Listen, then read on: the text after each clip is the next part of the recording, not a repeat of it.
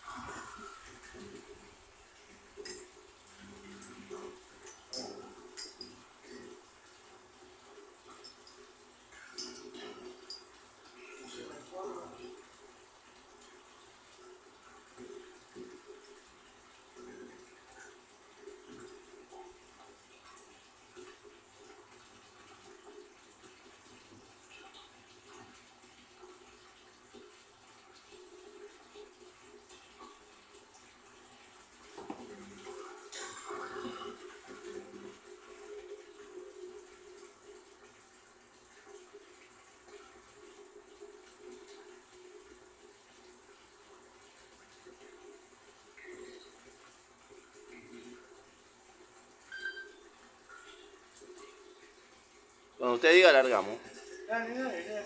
Ah, bueno, ahí vamos.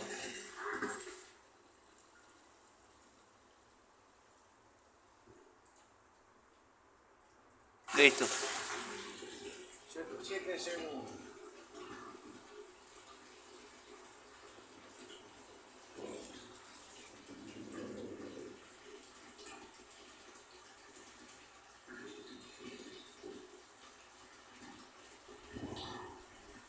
Siete segundos.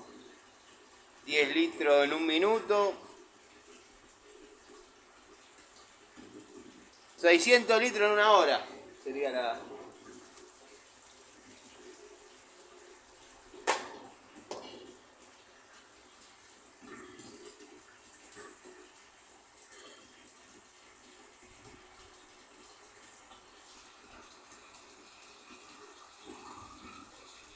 Sí, préndalo para que...